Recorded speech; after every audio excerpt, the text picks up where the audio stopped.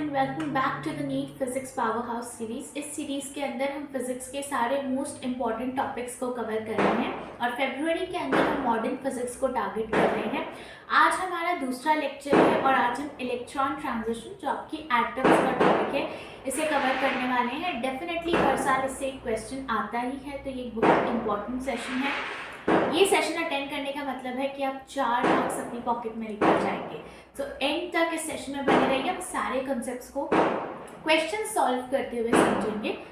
So let us begin with the electron transitions without any further ado.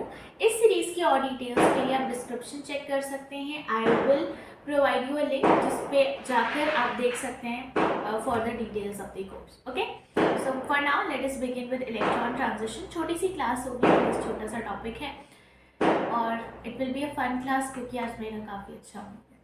So let us begin with electron transitions. तो electron transition समझने के पहले मैं आपको 2 example से समझाती हूँ कि किस तरह के ट्रांजिशंस एक्चुअली एटम में हो सकते हैं। ठीक है, तो पहला होगा हमारा एमिशन और दूसरा होगा एब्जॉर्प्शन। ठीक है, पहले हम लोग एब्जॉर्प्शन डिस्कस करेंगे, तो पहला होगा एब्जॉर्प्शन, दूसरा होगा एमिशन। ओके, तो एब्जॉर्प्शन का मतलब समझ आ रहा है आपको कि कुछ ना कुछ एब्जॉर्ब होने वाला है। ठीक है, अब यहाँ पर ये मैंने क्या ड्रॉ किया है, तो मैंने यहाँ पर ऑर्बिट ड्रॉ किए हैं हाइड्रोजन एटम के। हम लोग हाइड्रोजन एटम को कंसिडर कर रहे हैं यहाँ पर। तो ये हमारा पहला शेल है n=1, ये हमारा दूसरा शेल है n=2, ये तीसरा शेल है और ये चौथा शेल है। अब टाइम बचाने के लिए मैंने इन चारों शेल का जो एनर्जी लेवल है वो लिख दिया है। कैसे कैलकुलेट किया, इस तरीके से। तो आप इसके पहले हम लोग बोहर मॉडल ऑफ एटम पढ़ लेते हैं और उसके अंदर कुछ इंपॉर्टेंट कैलकुलेशंस आती हैं, कुछ इंपॉर्टेंट फॉर्मूलाज आते हैं। तो वही उसी में से एक फॉर्मूला है ये। अगर आपको नहीं दिख रहा है तो मैं दोबारा से लिख देती हूँ।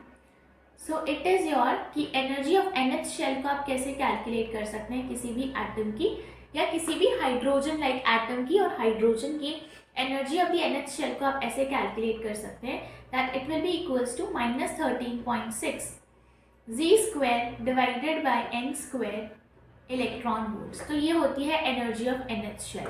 जब आप यहाँ पर हाइड्रोजन की अगर हम बात करें, z यहाँ पर क्या होता है, z is your atomic number and n is your orbit number या शेल नंबर। ठीक है, तो यहाँ पर हमारे लिए z=1 है, एटॉमिक नंबर हाइड्रोजन का 1 है। अब बाकी n की वैल्यू पुट करके अगर आप रखेंगे, n की वैल्यू अगर आप 1 रख दोगे यहाँ पर और ये भी 1, तो फर्स्ट शेल की कितनी एनर्जी लेवल आ जाएगा, -13.6 इलेक्ट्रॉन वोल्ट। सो ऑन अगर आप n की जगह यहाँ पर 2 पुट करेंगे, z 1 ही है, तो एनर्जी सेकेंड शेल की कितनी आ जाएगी, -13.6 डिवाइडेड बाय 2 का square which is -13.6 divided by 4, that comes out to be -3.4 volts and like that। तो इस तरीके से मैंने यहाँ पर चारों की एनर्जी लेवल्स जो है वो लिख दिए हैं। अब हमने क्या समझना है, हमने समझना है कि एब्जॉर्प्शन स्पेक्ट्रम या एब्जॉर्प्शन वाले जो ट्रांजिशंस है वो कैसे होते हैं। ठीक है, तो सपोज कीजिए यहाँ पर मेरे पास एक इलेक्ट्रॉन है। ओके, तो यहाँ पर मान लीजिए मेरे पास एक इलेक्ट्रॉन है। ठीक है, और मैं चाहती हूँ कि मैं उस इलेक्ट्रॉन को सेकंड शेल में भेज दूँ। एक इलेक्ट्रॉन है जो आराम से अपना फर्स्ट शेल के अंदर है, मैं चाहती हूँ कि मैं इस इलेक्ट्रॉन को फर्स्ट शेल से सेकंड शेल में भेज दूँ। मैं ऐसा क्यों चाहती हूँ, बिकॉज मैं अनएम्प्लॉयड हूँ, मेरे पास कोई काम नहीं है, इसलिए तो मैं इसे फर्स्ट शेल से सेकेंड शेल में भेजना चाहती हूँ। लेकिन अगर आप देखेंगे तो फर्स्ट शेल का जो हमारा एनर्जी है वो है एनर्जी लेवल है दैट इज -13.6 इलेक्ट्रॉन वोल्ट, लेकिन सेकेंड शेल का जो एनर्जी है वो है -3.4 इलेक्ट्रॉन वोल्ट। यानी सेकेंड शेल की जो एनर्जी है वो ज़्यादा है फर्स्ट शेल से। तो अगर मुझे अपनी कार को अपडेट करना है मारुति से BMW में, सो मतलब I have to have money, मुझे कहीं से पैसे लेकर आने पड़ेंगे। जैसे इलेक्ट्रॉन को अपनी एनर्जी अपग्रेड करनी है, अपनी एनर्जी बढ़ानी है, तो ऐसे कुछ सप्लीमेंट्स, कुछ प्रोटीन, कुछ तो खाना पड़ेगा, तभी उसकी एनर्जी बढ़ेगी, स्पॉन्टेनियसली तो नहीं बढ़ेगी। तो यहाँ पर क्या होगा, यहाँ पर इलेक्ट्रॉन को इस शेल से इस शेल में जंप करवाने के लिए मैं इसे एनर्जी दूंगी, और हमेशा इलेक्ट्रॉन को बचाने कौन आता है, फोटॉन। कल अगर आपने नहीं अटेंड की है, कल हमने जो क्लास की थी which is of dual nature of radiation and matter, उसमें हमने फोटो इलेक्ट्रिक इफेक्ट पढ़ा था। उसमें भी इलेक्ट्रॉन को बचाने कौन आया था, फोटॉन। यहाँ पर भी इलेक्ट्रॉन को बचाने आएगा फोटॉन। तो इलेक्ट्रॉन को बचाने के लिए फोटॉन आता है और फोटॉन उसे एनर्जी देता है। तो यहाँ पर फोटॉन और इलेक्ट्रॉन का कोलिजन होगा और फोटॉन से इलेक्ट्रॉन जो है एनर्जी अपनी ले लेगा और फिर उसके बाद वो जंप कर जाएगा सेकेंड शेल में, राइट। अभी कितनी एनर्जी होगी, क्या वेवलेंथ होगी, वो सब हम बाद में डिस्कस करेंगे। पहले आप सिर्फ इतना समझने की कोशिश कीजिए कि जब एनर्जी फर्स्ट शेल से, जब इलेक्ट्रॉन आपका फर्स्ट शेल से सेकेंड शेल में गया तो उसे एनर्जी चाहिए पड़ेगी। क्यों? क्योंकि सेकेंड शेल की एनर्जी ज़्यादा है फर्स्ट शेल से, तो उसको ये गैप कवर करना पड़ेगा। ये गैप कवर करके ही वो सेकेंड शेल में पहुंच सकता है और इस गैप को कवर करने के लिए जो एनर्जी उसे चाहिए वो एक फोटॉन को एब्जॉर्ब करके लेगा। इसलिए हमने इसको क्या बोला, एब्जॉर्प्शन स्पेक्ट्रम। सिमिलरली मान लीजिए कि कोई इलेक्ट्रॉन आपका थर्ड शेल में बैठा हुआ है इस तरीके से और उसको थर्ड शेल से फोर्थ शेल में जाना है। तो अगेन देखिए कि थर्ड शेल की जो एनर्जी है वो कम है और फोर्थ शेल की जो एनर्जी है वो ज़्यादा है, क्योंकि ये सब एनर्जी नेगेटिव्स में है ना, मैग्नीट्यूड पे मत चले जाना। तो इसलिए यहाँ से जब इलेक्ट्रॉन यहाँ जाएगा तो उसे एनर्जी चाहिए होगी और वो एनर्जी उसे कौन प्रोवाइड करेगा, इलेक्ट्रॉन का saviour which is your photon. तो यहाँ पर भी उसको एनर्जी कैसे मिलेगी, उसको एनर्जी मिलेगी फोटॉन से, राइट। तो एब्जॉर्प्शन वाला इलेक्ट्रॉन ट्रांजिशन हम कब पढ़ेंगे, वैसे तो ये सब स्पेक्ट्रम से मैं अभी स्पेक्ट्रम बोलना नहीं चाह रही हूँ, स्पेक्ट्रम से हम बाद में इंट्रोड्यूस करेंगे। अभी आप सिर्फ समझिए कि कब फोटॉन एब्जॉर्ब होगा और कब फोटॉन एमिट होगा। मैं सिर्फ इतना चाहती हूँ, अभी आपको इसी चीज़ के ऊपर फोकस करना है कि कब एब्जॉर्प्शन हो रहा है और कब एमिशन हो रहा है। तो एब्जॉर्प्शन तब होगा फोटॉन का जब फोटॉन की ज़रूरत होगी, वरना तो हम उसे निकाल देंगे। फोटॉन की ज़रूरत हमें कब पड़ेगी, जब हमें एनर्जी चाहिए। तो जब हमें एनर्जी चाहिए थी, जब हमें पैसे चाहिए थे, हमें फोटॉन की याद आ गई और हमने फोटॉन को एब्जॉर्ब करवा दिया ताकि हम ज़्यादा एनर्जी वाले शेल में जा सकें। अब इसका बिल्कुल ऑपोजिट होगा जब हम बात करेंगे एमिशन की। अब एमिशन के अंदर क्या है, मान लो कि कोई इलेक्ट्रॉन आपका जो है वो यहाँ बैठा हुआ है फोर्थ शेल के अंदर और फोर्थ शेल से उस इलेक्ट्रॉन को आना है कहाँ पर, सेकेंड शेल में आना है, ठीक है। फोर्थ शेल से उसको आना है सेकेंड शेल के अंदर। तो अब उसको क्या करना पड़ेगा, देखो। तो जब वो ऑलरेडी फोर्थ शेल में है तो एक्चुअली उसके पास ज़्यादा एनर्जी है, लेकिन उसे ये ज़्यादा एनर्जी अभी भा नहीं रही है। तो उसे चाहिए वो माया से मुक्ति, कम एनर्जी में वो खुश रहना चाहता है, तो वो कम एनर्जी वाले शेल में आना चाहता है। तो उसके लिए उसे क्या करना पड़ेगा, दान देना पड़ेगा। ये जो इतनी एक्स्ट्रा एनर्जी इलेक्ट्रॉन के पास है, इतनी एक्स्ट्रा एनर्जी जो इलेक्ट्रॉन के पास है, उसे वो दान देनी पड़ेगी किसी को। तो कैसे देगा वो दान, in the form of photon. तो यहाँ पर क्या करेगा, यहाँ पर इलेक्ट्रॉन उस फोटॉन को एमिट कर देगा। अगेन मैं कह रही हूँ कि क्या एनर्जी, क्या वेवलेंथ हम आगे डिस्कस तब करेंगे, लेकिन हमें अभी सिर्फ एक चीज़ के ऊपर ध्यान देना है। तो यहाँ पर फोटॉन क्या हो जाएगा, एमिट हो जाएगा। और कितनी एनर्जी का फोटॉन एमिट होगा, जितना ये गैप है।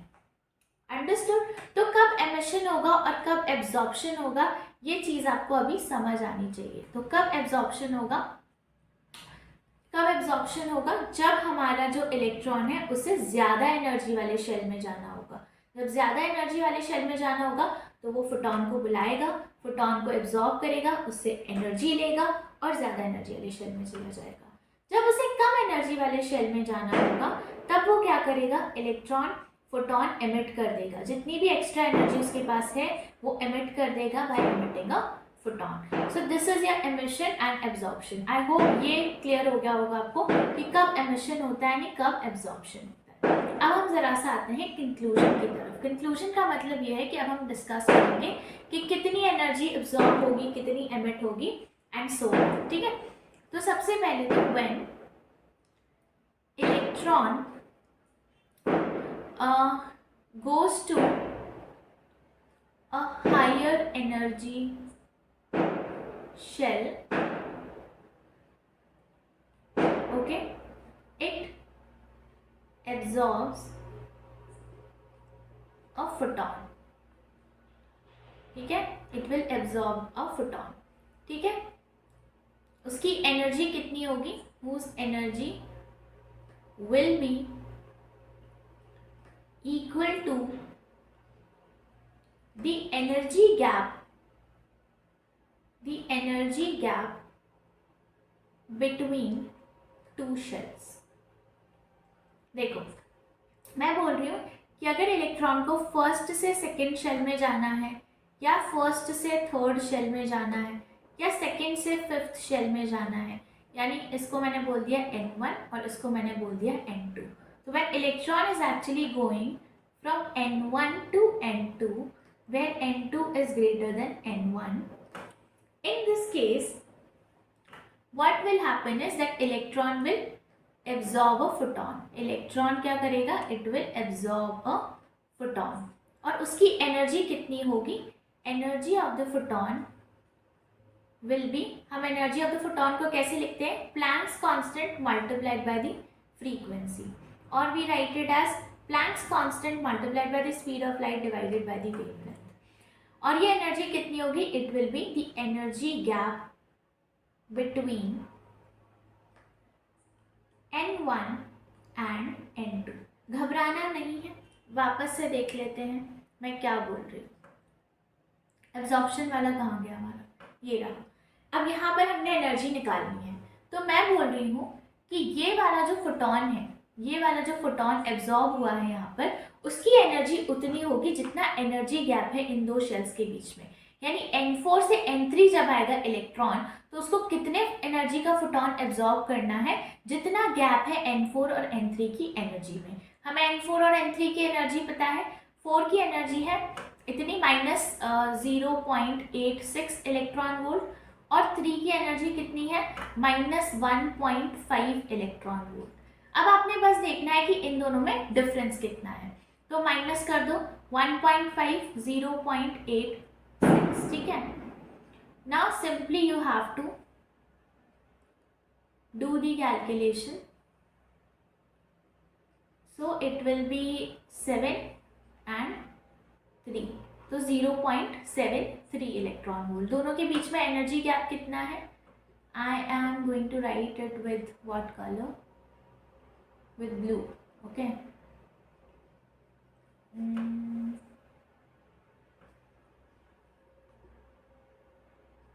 Just a second, okay. Sorry. Yeah. So the energy of the photon will be the energy gap between n is equals to 4 and n is equals to 3. And okay, so what is that? That is -0.86 minus -1.5, which comes out to be कितना आएगा?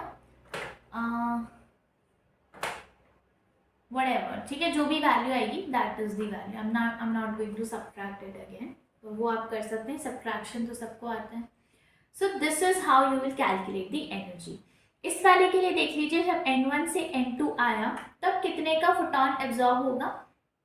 So that will be the energy of the photon will be the energy gap between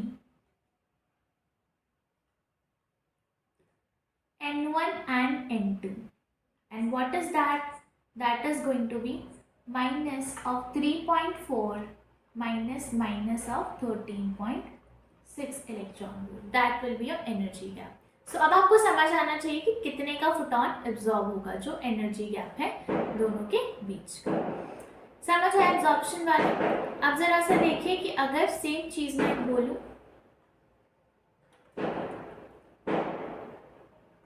अगर मैं same चीज बोलूं in the case of emission, तब मैं क्या कहूंगी? So there I am saying कि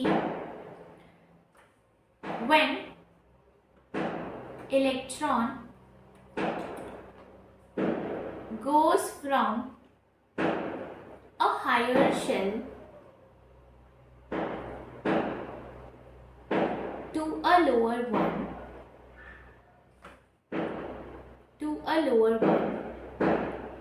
it emits an electron, it emits a photon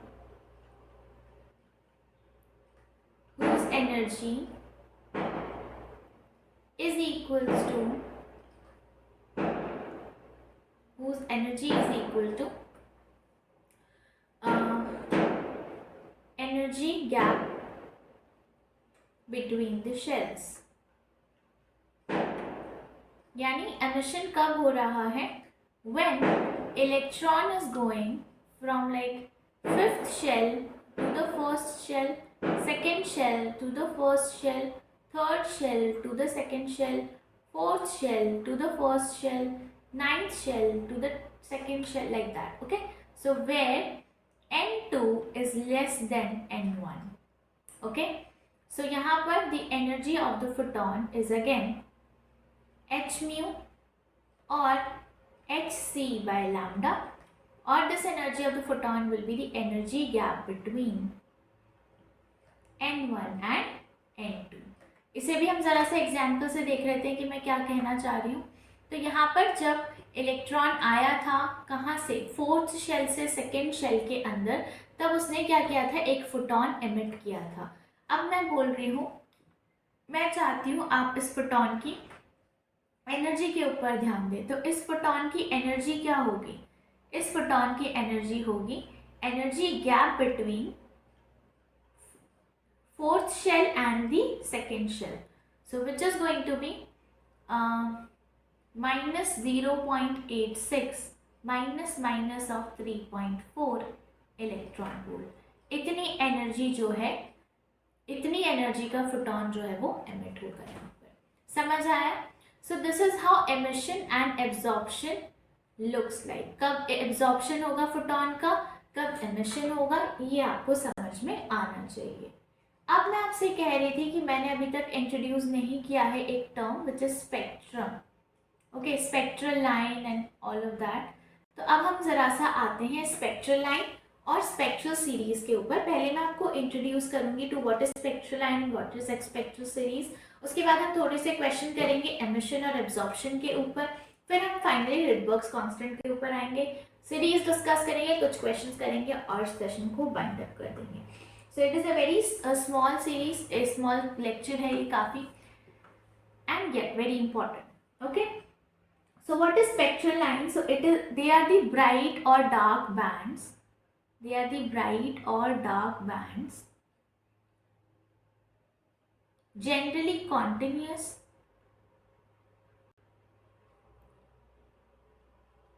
and why they produced due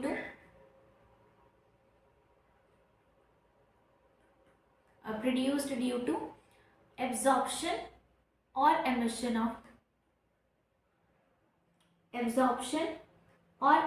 of photon.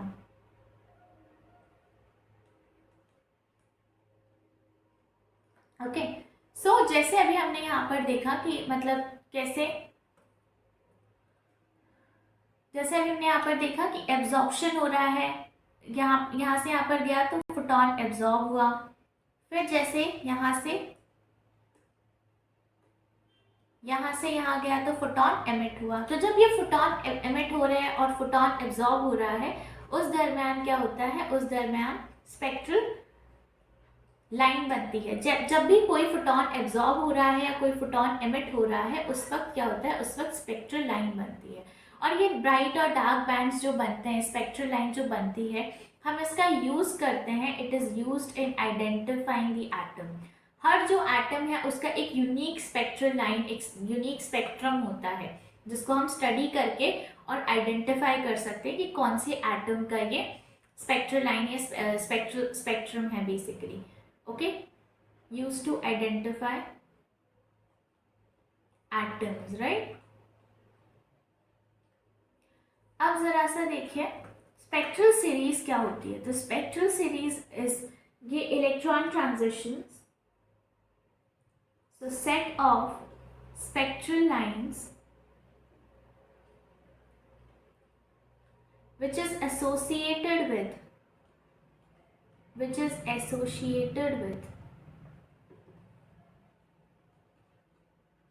electron transitions of a single shell,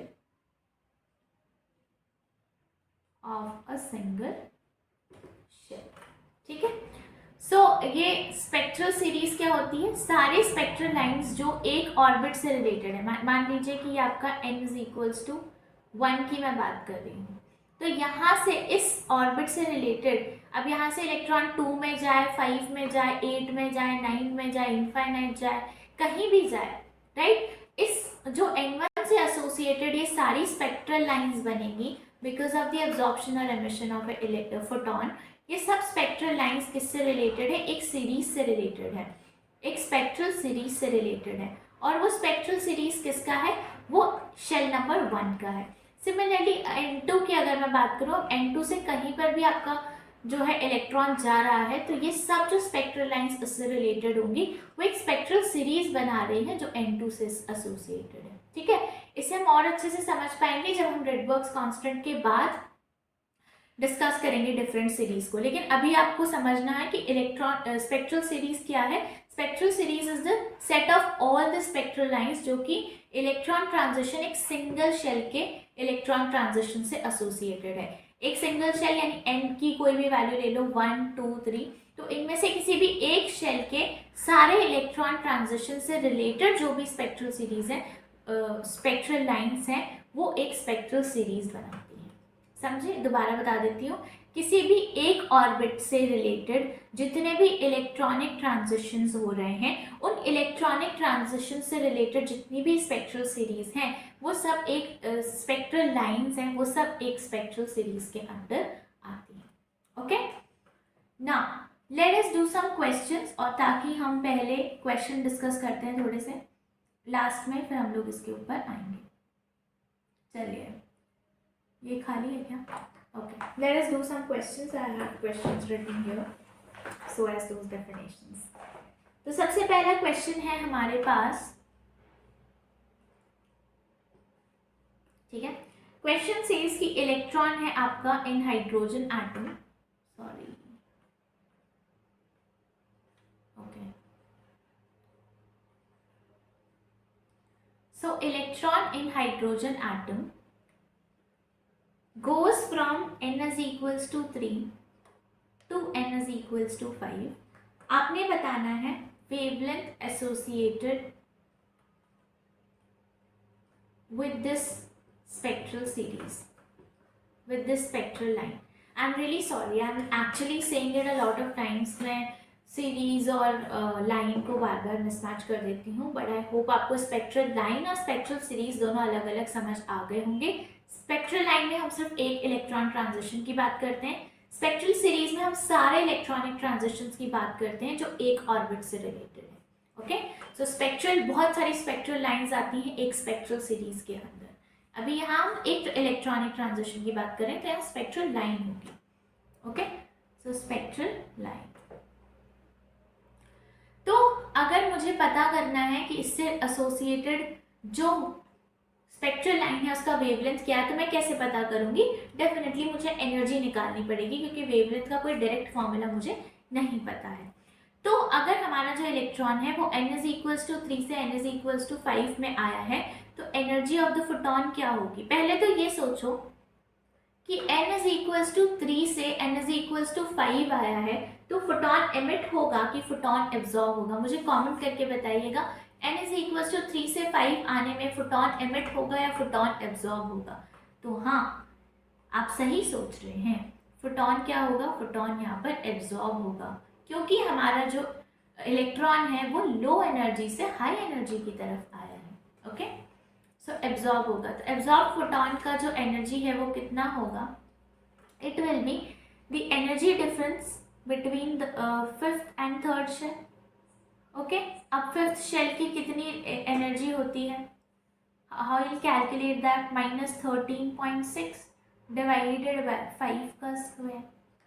-3rd की कितनी energy होती है? -13.6 divided bye 3 का स्क्वायर। इतने electron volt का photon होगा। ठीक है, मान लो मैं ये कैलकुलेट नहीं कर रही हूँ, मान लो ये वैल्यू आती है आपकी x electron volt, so this is going to be equals to hc divided by lambda. ठीक है, अब आपको यहाँ पर एक शॉर्टकट बताती हूँ, ये मैंने नहीं बताया है अपने ड्यूअल नेचर वाले लेक्चर में, तो यहाँ पर सुन लो। तो एनर्जी इलेक्ट्रॉन वोल्ट में जब आपको निकालनी हो तो आप इसको निकाल सकते हैं 12400 divided by wavelength, this wavelength will be a angstrom. ठीक है, ये फॉर्मूला याद रख लो for easy calculations, it is very important. पूरे मॉडर्न फिजिक्स में बहुत काम आता है, बहुत, लिटरली बहुत। सॉरी। तो ये फॉर्मूला आपको याद रखना है फॉर द इजी कैलकुलेशंस। एक बार मैं रिपीट कर देती हूँ मैंने क्या किया है। तो क्वेश्चन क्या था कि हमारा इलेक्ट्रॉन है हाइड्रोजन एटम में, वो थर्ड शेल से फिफ्थ शेल गया है, तो हमें बताना है wavelength associated with the spectral line. तो हमने देखा कि इन दोनों के बीच का एनर्जी डिफरेंस क्या है। तो इन दोनों के बीच का एनर्जी डिफरेंस क्या होगा वो मैंने ऐसे कैलकुलेट कर लिया। कैसे? क्योंकि energy which is related to the nth shell is equals to -13.6 into z square divided by n square electron volt. Z square की वैल्यू क्या होगी 1, बिकॉज हम हाइड्रोजन की बात कर रहे हैं। एन की वैल्यू आपने पुट कर देंगे, जैसे पहले 5 होगी बाद में 3 होगी। सो ऐसे आपने एनर्जी डिफरेंस निकाल लेना है। नाउ दिस एनर्जी को हम कैसे लिख सकते हैं एच सी बाय लैम्डा। ठीक है। अब क्योंकि आपकी एनर्जी इलेक्ट्रॉन वोल्ट में है तो मैंने आपको बोला कहाँ आप एच की वैल्यू पुट करोगे, सी की वैल्यू पुट करोगे, फिर एनर्जी को जाउल में कन्वर्ट करोगे और फिर वेवलेंथ निकालोगे। एक ट्रिक ले लो। तो एनर्जी जब भी इलेक्ट्रॉन वोल्ट में हो तो वेवलेंथ निकालने के लिए फॉर्मूला लगा सकते हो that energy in electron volt is equals to 12400 divided by wavelength in angstrom. Wavelength angstrom में आएगी, एनर्जी अपने इलेक्ट्रॉन वोल्ट में पुट की है। समझ आए? एक और क्वेश्चन करते हैं। Let us do one more question. So this question says that hydrogen atom है, ठीक है, इसमें जो इलेक्ट्रॉन है आपका वो आया n इज इक्वल्स टू 1 से n इज इक्वल्स टू 2 में। तो energy of the photon absorbed. देखो ये तो और लो लेवल का क्वेश्चन है, ठीक है। पहले तो एनर्जी यहाँ पर आपका फोटोन एब्जॉर्ब होगा कि नहीं आप ये ज़रा से समझने की कोशिश कीजिए। 1 से 2 में आया है तो एनर्जी जो है आपकी लो से हाई हुई है। तो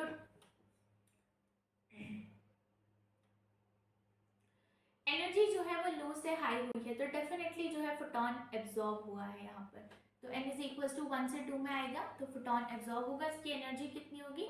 जितना एनर्जी गैप है बिटवीन 1 एंड 2।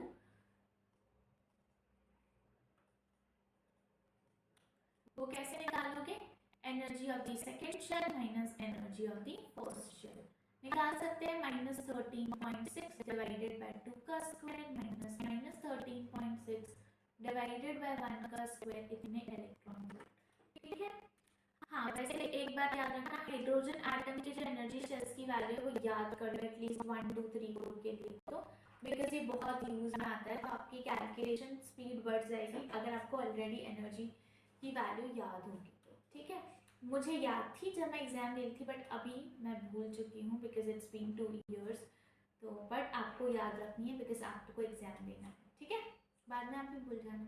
चलिए एक और क्वेश्चन करते हैं। ये थोड़ा अच्छा क्वेश्चन है जो हमारे कल के और आज के दोनों कॉन्सेप्ट को लिंक करेगा। ओके। तो द क्वेश्चन सेज कि हमारा जो हाइड्रोजन एटम है इसके अंदर फिर से एक इलेक्ट्रॉन है। आज कितने इलेक्ट्रॉन कूद रहे हैं ना हाइड्रोजन एटम में। तो ये कूद रहा है कहाँ से? n इज इक्वल्स टू 2 से n इज इक्वल्स टू 1 में। ठीक है। ये मैं पूरा सॉल्व करके बताऊंगी बिकॉज इट इज गुड। तो यहाँ पर जो फोटोन एमिट होता है, it falls on a metal जिसका वर्क फंक्शन है 3 इलेक्ट्रॉन वोल्ट। ठीक है। तो 2 लिखा है मैंने, 2 इलेक्ट्रॉन वोल्ट। तो आपने बताना है कि स्टॉपिंग पोटेंशियल यहाँ पर कितना। ठीक है। अब देखो क्वेश्चन को समझो आराम से बिल्कुल। तो इलेक्ट्रॉन जो है आपका, एग्जाम में आराम से मत करना, इलेक्ट्रॉन आपका 2 से 1 में गया तो यानी हाई से लो में गया है। हाई से लो में गया तो फोटोन एमिट होगा। ठीक है जी। तो फोटोन एमिट हो गया। अब अच्छा खासा फोटोन एमिट हुआ था लेकिन अब वो कहाँ पे आके फंस गया? एक मेटल के ऊपर गिर गया। अब ये जो मेटल है इसका वर्क फंक्शन कितना है? 2 इलेक्ट्रॉन वोल्ट है। तो इसका वर्क फंक्शन 2 इलेक्ट्रॉन वोल्ट है तो हमने स्टॉपिंग पोटेंशियल बताना है। आपने स्टॉपिंग पोटेंशियल और वर्क फंक्शन के कॉन्सेप्ट अगर आपके नहीं क्लियर है तो आप हमारा कल वाला लेक्चर देख सकते हैं, तो उसमें हमने ये सब पढ़ाया है। ठीक है। तो अभी ये सब मैं रिपीट नहीं करूँगी। तो energy of the second shell आपको पता होनी चाहिए और energy of the first shell आपको पता होनी चाहिए क्योंकि डेफिनेटली इस फोटोन की एनर्जी कितनी होगी? इस फोटोन की एनर्जी होगी energy gap between second and 1 so E2 minus E1 will be the energy. तो अभी हम लेकर आते हैं E2 और E1 की एनर्जी फटाफट से। ओके, सो E1 की एनर्जी -13.60 -3.4, ठीक है। Okay, so -13.6 electron volt and -3.4 electron volt.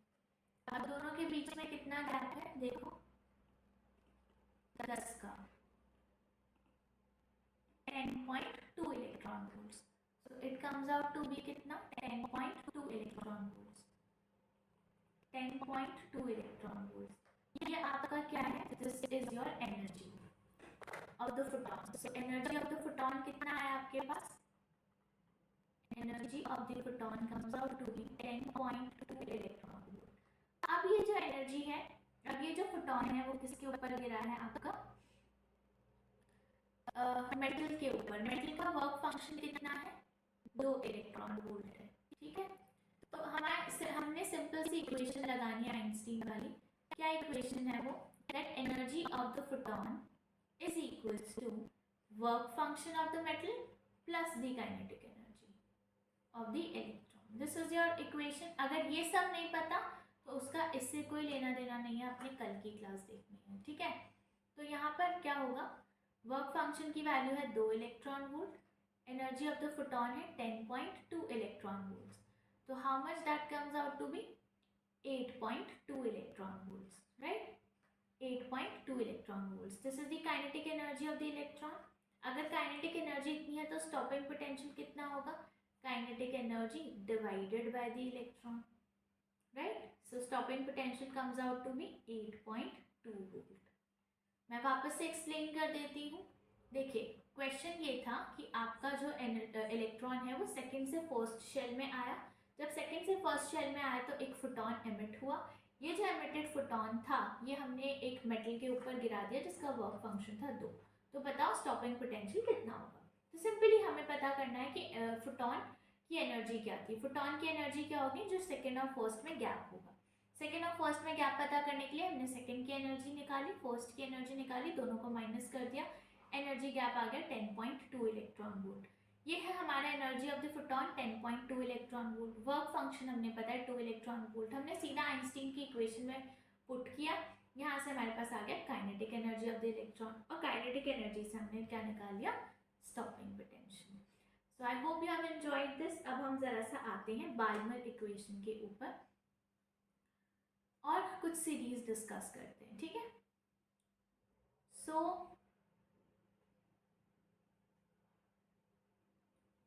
Rydberg's constant and Balmer equation. तो ये इक्वेशन हमें क्या बताती है, हमें बताती है कि हम कैसे वेवलेंथ कैलकुलेट कर सकते हैं। जब n1 से n2 आएगा, यानी कोई फर्स्ट शेल से किसी भी शेल में जा रहा है, किसी भी शेल से फर्स्ट शेल में आ रहा है, मतलब कहीं पे भी इलेक्ट्रॉन किसी एक शेल से किसी दूसरे शेल में जा रहा है, हायर से लोअर या लोअर से हायर, तो हम कैसे उसकी वेवलेंथ निकाल सकते हैं उस ट्रांजिशन से रिलेटेड, वो हमें बाल्मर इक्वेशन बताती है।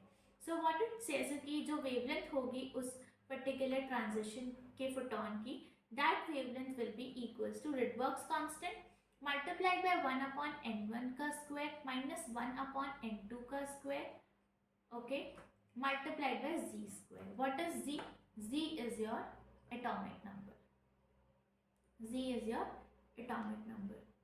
And what is n1, n1 जो है आपका स्मॉलर शेल है, ठीक है।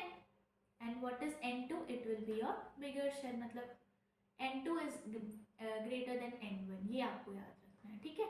And r is the Rydberg's constant. अब मैं आपसे एक सवाल पूछती हूँ, यहाँ पे आपने मुझे कमेंट करके बताना है the value of 1 upon r, ठीक है। एक बहुत फेमस है वैल्यू 1 अपॉन r की, आपने पढ़ी होगी कहाँ पर, एटम्स वाले चैप्टर में जो केमिस्ट्री में है।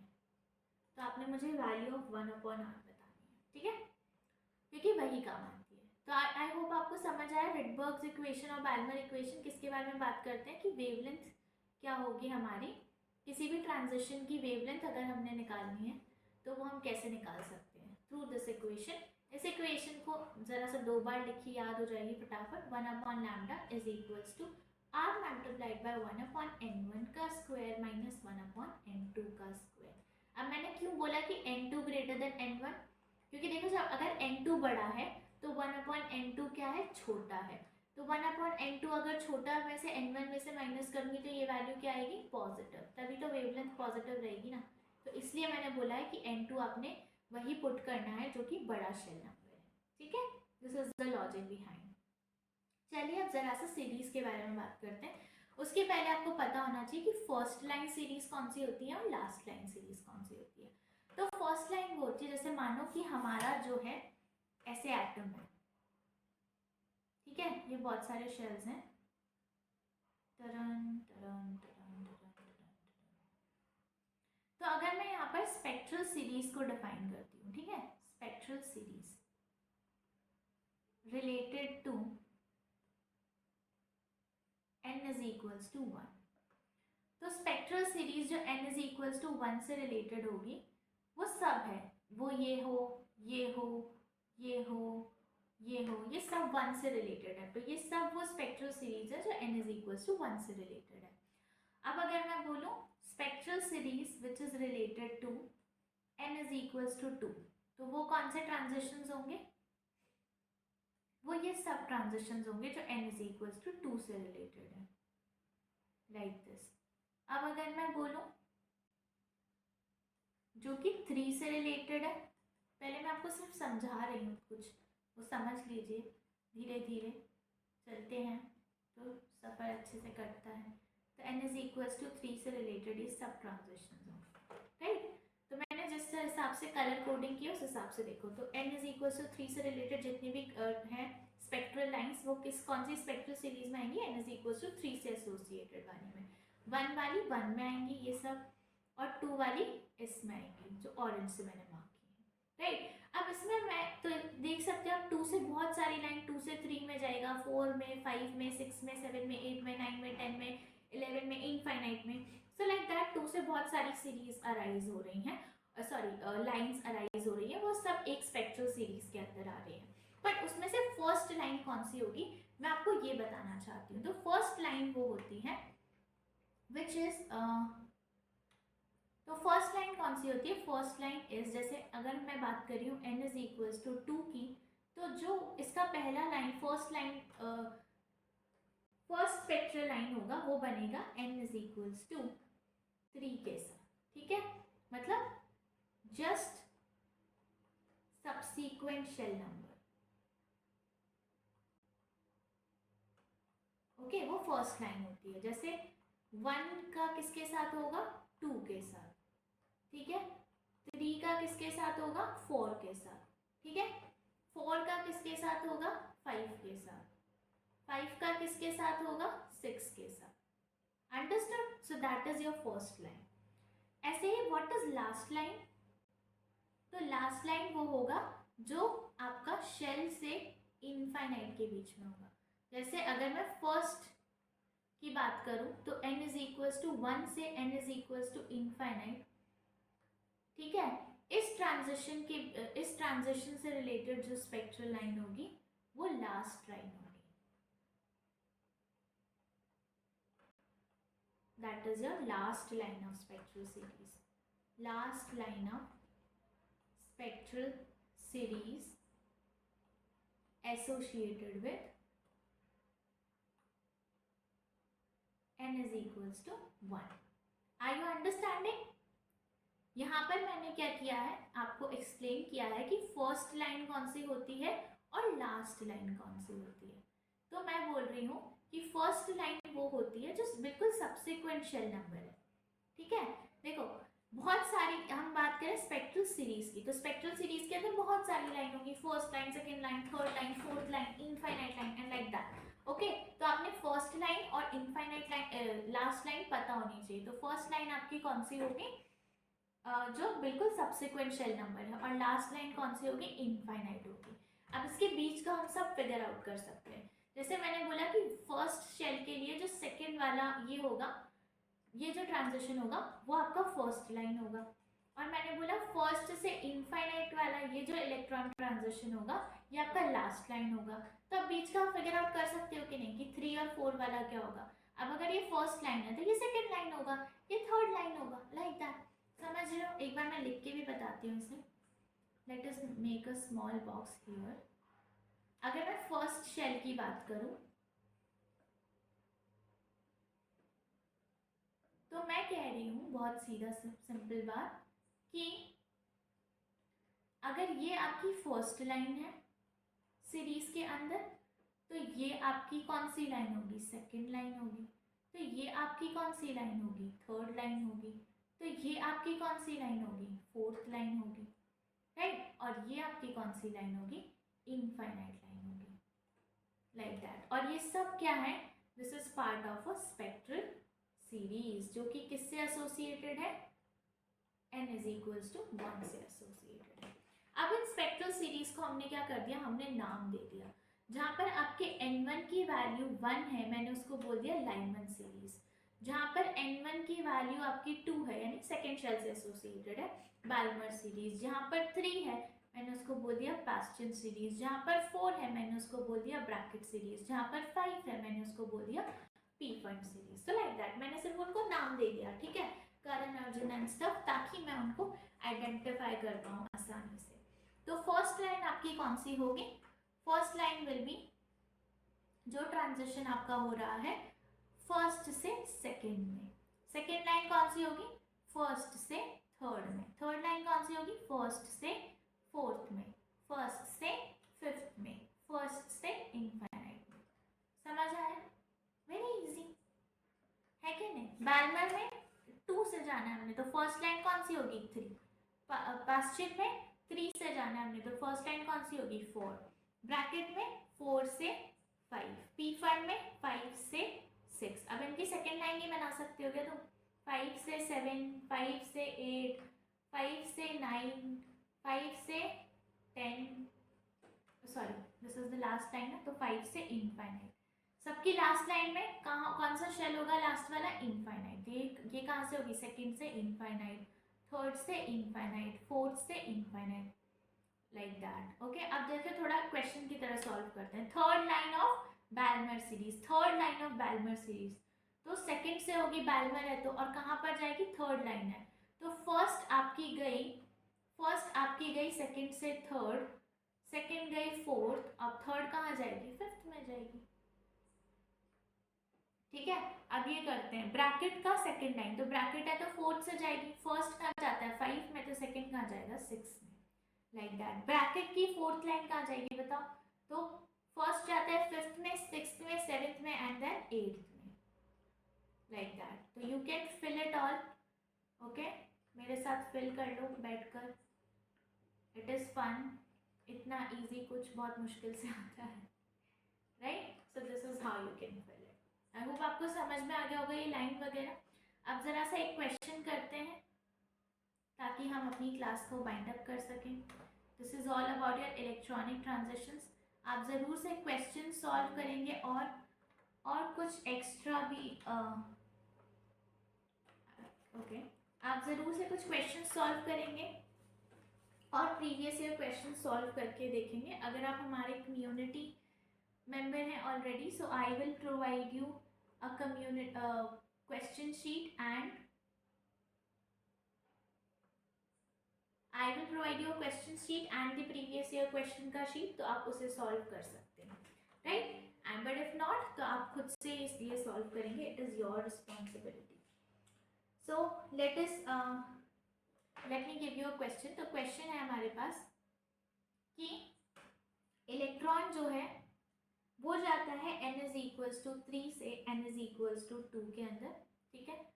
फिर इलेक्ट्रॉन जो है आपका जाता है n इज इक्वल्स टू 4 से n इज इक्वल्स टू 3 के अंदर, ठीक है। तो अगर इससे एसोसिएटेड वेवलेंथ जो है वो लैम्डा है तो इससे एसोसिएटेड वेवलेंथ क्या होगी? आपसे ये पूछा है, ठीक है। तो पहले तो क्वेश्चन को प्यार से समझो। क्वेश्चन ये कि एक इलेक्ट्रॉन है प्यारा सा जो n इज इक्वल्स टू 3 से n इज इक्वल्स टू 2 में जाता है, तो हायर शेल से लोअर शेल में क्या फोटोन एमिट करेगा। अब ये जो एमिटेड फोटोन है उसका वेवलेंथ कितना है? लैम्डा है, ठीक है। अभी एक दोबारा से प्यारा सा इलेक्ट्रॉन है वो 4 से लेकर 3 में गया, फोर्थ शेल से थर्ड शेल में गया, ये भी क्या करेगा? फोटोन एमिट करेगा। तो यहाँ पर जो फोटोन एमिट हुआ है उसका वेवलेंथ है लैम्डा डैश। तो आपने लैम्डा डैश को लैम्डा के टर्म्स में निकालना है, ठीक है। कैसे निकालोगे? इक्वेशन लिखकर। आइए लिखते हैं, ठीक है। पहले n1 n2 खेल लें।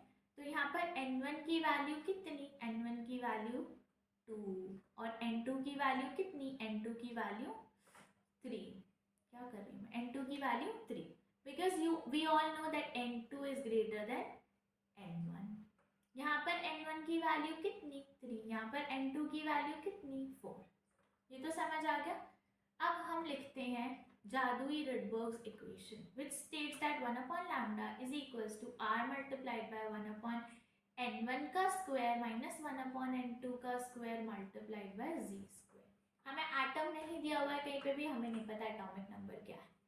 कोई दिक्कत वाली बात नहीं है, जो दिया है उससे काम चलाना पड़ता है हमें, यही है जिंदगी का सच। We need to create abundance in what we have. So 1 upon lambda is equals to r multiplied by 1 upon n1 का square minus 1 upon n2 का square multiplied by z square। और यहाँ पर 1 upon lambda dash is equals to 1 upon r multiplied by 1 upon n1 का square minus 1 upon n2 का square multiplied by z square। अब क्या कहते हो, इसको दोनों को डिवाइड कर दें। पहले थोड़ा सा सॉल्व कर लेते हैं। 1/4 माइनस 1/9 कितना होगा? तो 9 माइनस 4 इज 5 डिवाइडेड बाय 36। तो दिस इज 5 डिवाइडेड बाय 36। और ये कितना होगा? 16 माइनस 9 यानी 7 डिवाइडेड बाय 16 इंटू 9। ओके, मैंने एलसीएम वेलसीएम नहीं लिया, डायरेक्ट किया है। ओके, फिर मैं इसको इससे डिवाइड कर देती हूँ। So this comes out to be 7 divided by 9 into 16 into z का square. So z square cut जाएगा, r कट जाएगा. So that comes out to be lambda dash divided by lambda is equals to, आप अपनी calculation खुद से कीजिए, ठीक है। So this is 36 और ऊपर क्या है? 5 है। नीचे यहाँ पर क्या है? ऊपर 9 into 16 और यहाँ पर 7 है। So it is like that, ठीक है। अब 9 4 ज़ा 36 और ये 4, so 20/7। Lambda dash by lambda is 20/7। Lambda dash by lambda is 20/7। So lambda dash comes out to be 20/7 into lambda, ठीक है। कैलकुलेशन समझ नहीं आई हो तो बता देती हूँ दोबारा से। देखो मेरे पास दो चीज़ें थी। पहले एक इलेक्ट्रॉन इस थर्ड शेल से सेकेंड शेल में गया, उससे एसोसिएटेड वेवलेंथ लैम्डा। फिर फोर्थ शेल से थर्ड शेल में गया, उससे एसोसिएटेड वेवलेंथ लैम्डा डैश। मैंने दोनों के लिए रेडबर्ग्स इक्वेशन लिखी। अब मैंने दोनों के लिए रेडबर्ग्स इक्वेशन लिखने के बाद ये ब्रैकेट सॉल्व किया और ब्रैकेट सॉल्व करके मैंने दोनों को क्या कर दिया? डिवाइड कर दिया। आप अपने कॉपी और पेन पर खुद करके लिखिए। डिवाइड जब करोगे तो ऐसा आ जाएगा, ठीक है। खुद से कॉपी पेन पे करोगे तो डेफिनेटली समझ आएगा। चलिए अब एक लास्ट चीज मैं आपको बता देती हूँ, this is how to calculate the number of spectral lines. Number of spectral lines, ठीक है। This is the last thing we are doing. It was not part of electron transition directly, but yes it is important, so we are discussing it. अब इतना लंबी हो ये class तो थोड़ा सा क्या ही फर्क पड़ रहा है, ठीक है। देखो, so let us say that this is your n is equals to 5. This is your n is equals to 5, ठीक है। 4 3 2 1 और 5 से लेके 1 पर मुझे इलेक्ट्रॉन को लेकर आना है, ठीक है। 5 से 1 पे ऐसे इलेक्ट्रॉन को लेकर आना है। तो मैं ऐसे ला सकती हूँ, ऐसे ला सकती हूँ, फिर ऐसे भी ला सकती हूँ, फिर उसके बाद मैं ऐसे भी ला सकती हूँ, राइट। और मैं कैसे कैसे ला सकती हूँ? फिर मैं ऐसे भी ला सकती हूँ, ठीक है। तो यहाँ पे इस तरह से देखना, यूनिक सी कुछ स्पेक्ट्रल लाइंस बनेगी। जैसे एक ये, this is a unique spectral line, है ना। Then this is a unique spectral line. ऐसी और कोई नहीं है जो, देखो ऐसी यूनिक का क्या मतलब है, जिनका अलग एनर्जी लेवल है। तो ऐसी एक जो 4 से 5 से 4 के बीच में आ रही है, ये ऐसी एक है जो 4 से 1 के बीच में आ रही है, ठीक है। Then this is coming from second to first.